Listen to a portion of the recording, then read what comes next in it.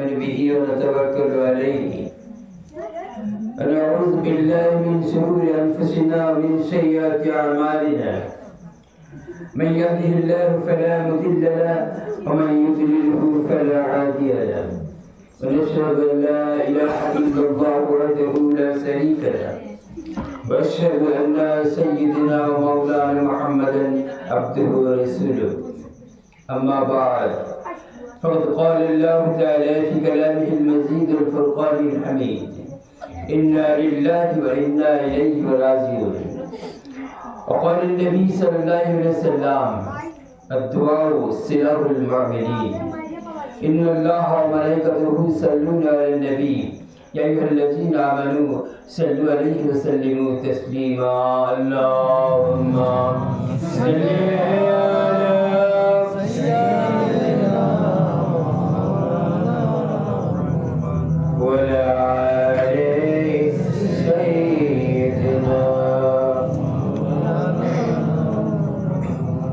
صل على محمد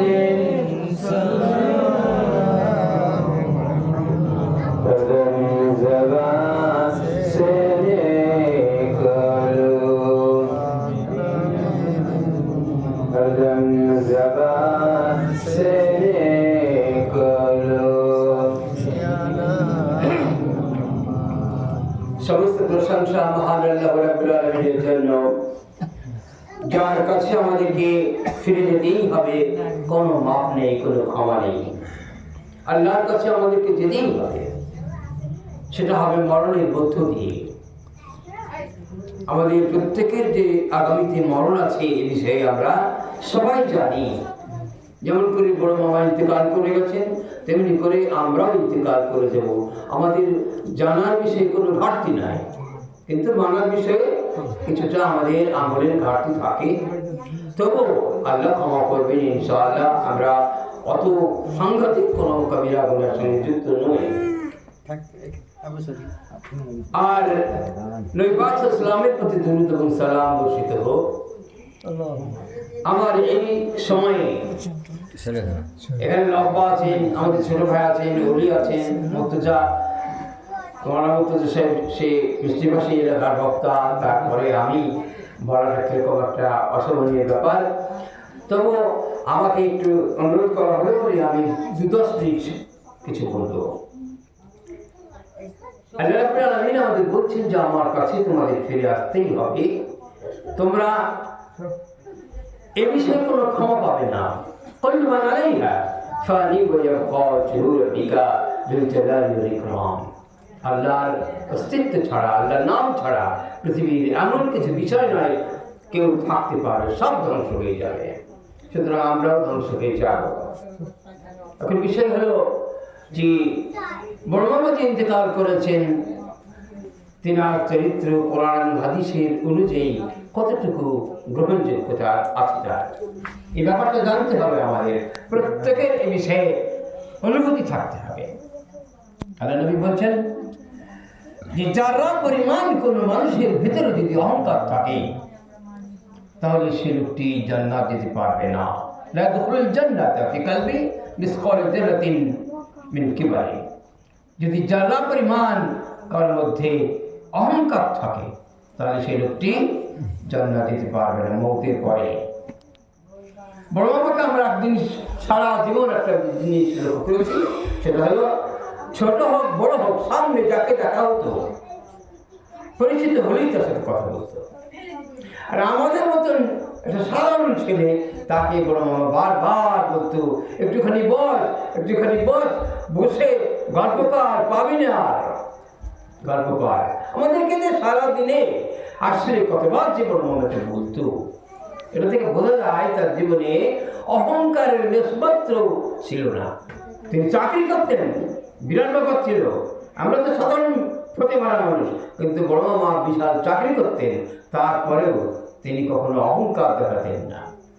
এই যে নিরহংকারী জীবনযাপন একটা মানুষকে জান্নাত যাওয়ার জন্য এটাই যথেষ্ট। আরো একটা বিষয় আছে, আল্লাহ নবী হুজুর পাক সাল্লাল্লাহু বলছেন, সাহাবীদেরকে বলছেন যে আমি কি তোমাদের বলবো না জান্নাতি লোক কারা আমি কি তোমাদের বলবো না? সাহাবারা বলেন রাসূলুল্লাহ জান কুরবান হয়ে যা, বলুন আপনি জান্নাতি লোক কারা? আল্লাহর নবী বলেন আমি কি বলবো না জাহান্নামী লোক কারা? সাহাবারা বলেন রাসূলুল্লাহ বলুন জাহান্নামী লোক কারা?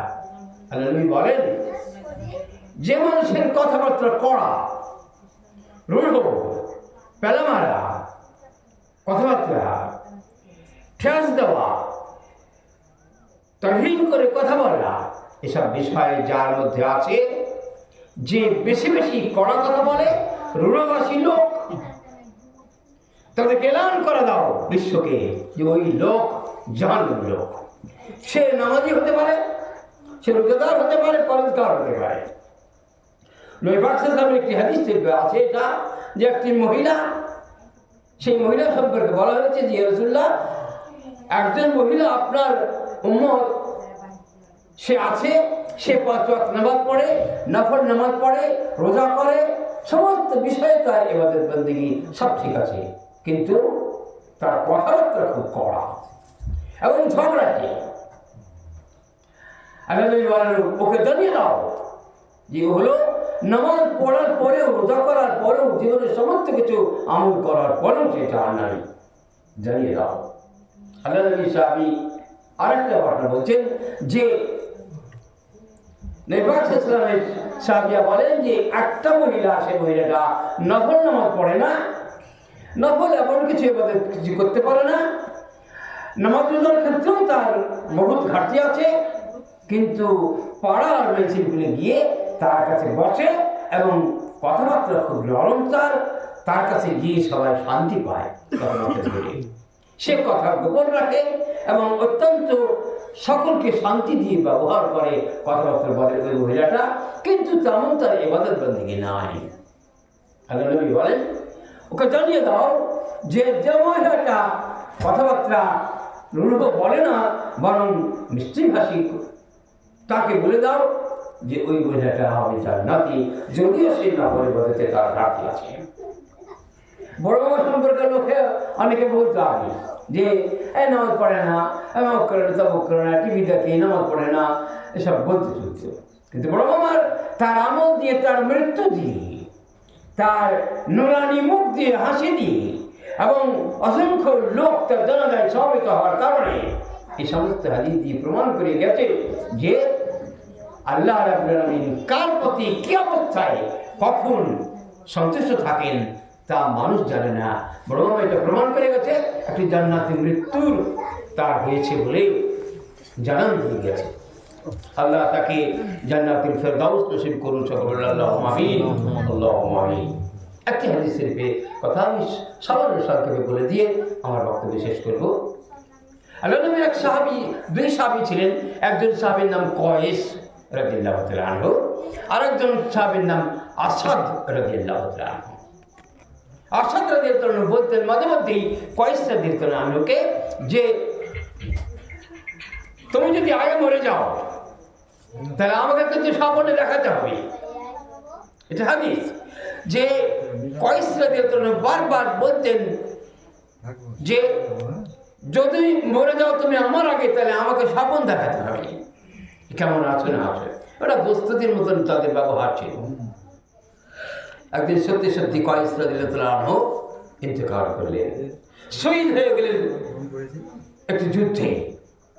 শহীদ হয়ে যাওয়ার পরে তিনি যে রাত্রিতে শহীদ হয়ে গেলেন তাকে কবরস্থ করা হলো। তারপরে কিছুক্ষণ বাদে তিনি সেই সাহাবীকে রাত্রিতে স্বপ্ন দিলেন যে আমার গায়ে একটা সোনার বর্ম ছিল, এই সোনার বলছি লোহার একটা বর্ম ছিল, ওই বর্মটা একজন খুলে নিয়েছে এবং সে বর্মটা আমি ইন্তেকাল করেছি তাই জেনে সে আমার গা থেকে খুলে নিল। আমি তার হাতটা ধরতে পারিনি, কিন্তু আমি এটা জানি যে সে বর্মটাকে নেওয়ার পরে, লোহার যে জামা, সেই জামাটাকে নেওয়ার পরে সে একটা নাদ আছে ওইখানে, দেখবা উঠে খাবার খায়, নাদ আছে, নাদের তলে আবার বর্মটা রেখে দিয়েছে। এটা হাদিস আছে যে নাদের তলে রেখে দিয়েছে। আর তোমাকে আরেকটা কথা বলি, সে সব বলে দিচ্ছে যে আরেকটা কথা বলি, আমার কিছু ঋণ আছে, তো আমার টাকা পয়সা যা আছে বাড়িতে সেটা আমি একটা বড় লম্বা একটা মহিষের শিংয়ের মধ্যে রেখে এসেছি। তুমি গিয়ে শিং থেকে ওই টাকাগুলোকে বার করবে, বার করে আমার যে ঋণী আছে, আমি যার কাছে ঋণী আছি বাড়িতে জিজ্ঞেস করবে, করে সেই ইহুদিকে আমার এই টাকাটা দিয়ে দেবে। আর আমার এই বর্মটা খুব প্রিয় ছিল, যে কারণে ওই উঠে যে লম্বা যে রশি আছে সেখানে গিয়ে দেখবে যে একটা লম্বা রশিওয়ালা উট সে ওখানে আছে, আর তার একটা নাম, সেই নামটা উবর অবস্থায় আছে, সেখানে আমার বর্মটা আছে। সকালবেলাতে উঠলেন, উঠে সঙ্গে সঙ্গে তিনি ভাবলেন যে দেখি তো মানুষ মরে যাওয়ার পরে এরকম করে ডিটেলস বলতে পারে, যাই তো দেখি। গিয়ে উনি সরাসরি গিয়ে দেখছেন, হ্যাঁ একটা লম্বা রশি তে বাঁধা আছে একটা উট, সে তার কাছে একটা নাদ আছে, সেই নাদটা উবুর করা অবস্থায় আছে। তিনি ভাবতে লাগলেন তো ঠিকই তো, শব্দ মিলছে, দেখি এবার তুলে দেখি। তুলে দেখছেন হ্যাঁ আমার মধ্যে লোহার একটা জামা আছে, বর্ম আছে। উনি ভাবলেন যে এ তো জীবন্ত, একেবারে ইন্তেকাল করে গেছে, তারপরে সেই জীবন্ত। উনি চলে গেলেন বাড়িতে। বাড়িতে গিয়ে কাউকে কিছু না বলে, ওনাদের সাথে একটা তার একটা মিল ছিল, মহব্বত ছিল, তাই তিনি বারান্দার ঘুরে উঠে গিয়ে ঘরের ভিতরেই চলে গেলেন। গিয়ে দেখলেন হ্যাঁ সত্যি সত্যি লম্বা একটা শিং টাকানো আছে। সেই শিংটা তিনি পারলেন এবং পেড়ে তিনি টাকা বের করলেন। লোকের বললেন কি ব্যাপার, আপনি ঘরের ভিতরে ঢুকে পড়লেন? আমরা ঘরের ভিতরে ঢুকলাম এই জন্য যে এর শিং আছে, এই শিংয়ের মধ্যে টাকা আছে, তোমরা দেখো। বার করলেন এবং সত্যি সত্যি দেখছে যে তার মধ্যে শিংয়ের মধ্যে টাকা আছে। তিনি বলে দিয়েছিলেন যে আমার কাছে এই ঋণ পাবে এক ইহুদি। সেই ইহুদির তিনি নাম বলে দিয়েছিলেন, সে নামটা ওই হাদিসটাতে বলা নাই বলে আমিও বলতে পারবো না। তো সেখানে গিয়ে সেই ইহুদির বাড়িতে তিনি দিলেন এবং তিনি সারা জীবন যখনই তিনি গল্প করতেন সাহাবাদের মধ্যে, অন্য সাহাবাদের মধ্যে তিনি গল্প করতেন, খবরদার শহীদদেরকে মৃত্যু বলে না, মৃত বলে না। কোন হাদিস আয়াত দিয়ে তিনি বলতেন। আর তিনি বলতেন সাধারণ মুমিন যারা ইন্তেকাল করে যায়, যেসব মুমিনের নূরওয়ালা মুখ নিয়ে ইন্তেকাল করে, তাদেরকেও খবরদার বলো না যে এই লোকটি মারা গেছে। আল্লাহ রাব্বুল আলামিন বড় মাকে এমন একটা নূর দিয়ে, এমন একটা মুচকি হাসি দিয়ে আল্লাহ তাকে জীবনের শেষ দিনটা মানুষকে দেখিয়ে দিয়েছেন এমন করে সুন্দর করে, যে বড় মা তার জীবনে তার আমলের ক্ষেত্রে ঘাটতি আমাদের কাছে থাকলেও আল্লাহর কাছে সেটা নাই বলেই আল্লাহ তাকে উত্তম মৃত্যু দান করেছেন। আল্লাহ রাব্বুল আলামিন এই যে হাসি মুখে তার যে জীবন, তিনি চলে গেলেন পৃথিবীর শেষ দিন, এবং তিনি যে নিরহংকারী মানুষ ছিলেন এবং মিষ্টিভাষী লোক ছিলেন, প্রত্যেকের সঙ্গে তিনি সখ্যতার সঙ্গে জীবনযাপন করেছেন। আমি ঘাটপাড়াতে মরণের পরে আমি গিয়েছিলাম, তারা বলছে মাস্টারমশাইয়ের মতন মানুষই আমরা দেখি না, এত সুন্দর। মাস্টারমশাই মানে বড় মামার কথা বলছি। এত সুন্দর জীবনযাপন তিনি সকলের সঙ্গে করেছেন। কিছু লোকের সঙ্গে তো থাকবেই। একটি হাদিসের বেটা আছে, এটা বলে দিয়ে আমি শেষ করছি। হযরত আবু বকর রাদিয়াল্লাহু আনহুকে একজন বলেছিলেন সাহাবীদের মধ্যে যে এই সাহাবীর আপনি জানাজার নামাজ পড়ে দেন। তো আবু বকর রাদিয়াল্লাহু আনহু বলেন যে সাহাবী কেমন ছিলেন, এই লোক কেমন ছিলেন? তো ওনারা বলেন এ সকলের কাছে প্রিয়। আবু বকর রাদিয়াল্লাহু আনহু বলেন আমি এই জানাজার নামাজ পড়াবো না। কেন সকলের কাছে প্রিয়? বলে হ্যাঁ, মুনাফিকের কাছেও প্রিয়, ফাসিকের কাছেও প্রিয়, কাফেরের কাছেও প্রিয়, মুমিনের কাছেও প্রিয়, মুত্তাকির কাছেও প্রিয়। ওর চরিত্রকে ও গিরগিটির মতন বদল করত, যখন যেমন অবস্থায় স্বার্থপূর্ণের জন্য তার সঙ্গে সেরকম ব্যবহার করেছে, সেরকমই ব্যবহার করেছে। এরকম ভালো ছিল না, এই জন্য আমি তার জানাজার নামাজ পড়াবো না। তা মামার ক্ষেত্রে কিছুটা এদিক ওদিক থাকতে পারে, কথাবার্তার দিক থেকে মানুষ ভালো আসতে পারে না আসতে পারে, সেটা কোনো ফ্যাক্টর নয়। ফ্যাক্টর হলো এই যে উত্তম মরণ তিনি পেয়েছেন পৃথিবীর থেকে যাওয়ার পরে। তিনি যে ইল্লিনে বসবাস করছেন, তিনি যে ইল্লিনে আছেন, এতে কোনো হাদিস এবং কোরআন অনুযায়ী কোনো সন্দেহ নয়। এই জন্য সকলে বলুন মামার আত্মাকে আল্লাহ রাব্বুল আলামিন যেন জান্নাত নসিব করেন, জান্নাতুল ফেরদাউস নসিব করেন। আল্লাহুম্মা আমিন, আল্লাহুম্মা আমিন। আল্লাহুম্মা সাল্লি আলা